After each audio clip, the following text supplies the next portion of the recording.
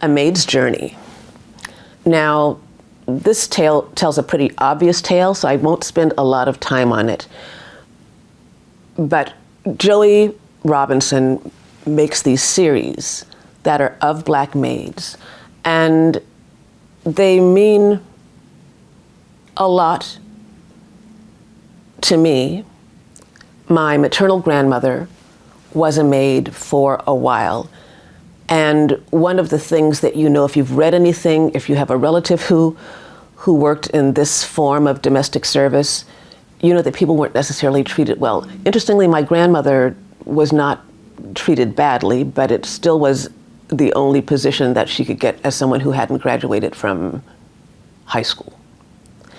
And what I thought about was that when you work these thankless jobs where you have to abandon your own family to take care of someone else's, you have to cook and clean and make life good for them, there is a kind of degradation of spirit that you experience because of how you may be treated.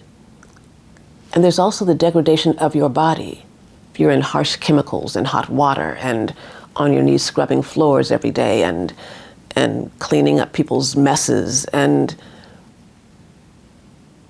so this poem goes body part by body part to describe what this one woman experienced. Now, there is a real reference that has to do with my grandmother. There are several references to the ugly jar under the sink. And it represented the times that this maid tried to do things that would make her feel better. She talked about trying to care for her skin, rubbing Vaseline in that would just disappear in an instant, and using cold cream, which is what my grandmother used. My grandmother never washed her face with soap and water. She had skin that looked like the skin of a 20-year-old when she died at 85. She would put cold cream on her face and wipe it off with a clean cloth, and then she put it back on as a moisturizer. And that's what she did for most of her life, and that's why she looked so beautiful. But the way that she kept her legs pretty had to do with the ugly jar under the sink. I talked to my cousin about this, and he says, "Why did you bring that up? That was traumatizing. I had hoped to forget it, and now I'm reminded of it."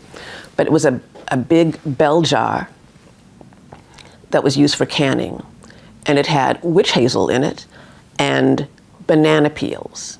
And the banana peels had turned black and were slimy, and so there was this sloshy, and baby oil. So it was this sloshy kind of gross-looking stuff that my grandmother would slather all over her. But she was onto something, because if you read homeopathic medicine journals or look at the history of the banana, what you find is that people would rub banana skins on their face to get rid of acne. They would rub them on their hands to relieve arthritis. If mixed with witch hazel, in a variety of ways. It could be a paste that would help with arthritis. It would get rid of dark spots on the skin. It was thought to tone down inflammation. It was just, the banana was a miracle. And the banana peel, which most people threw away, was very useful. We find that the skins of fruits are nutritious, certainly, but you don't eat banana peels. But my grandmother had learned from her mother, who probably had learned from hers, that there were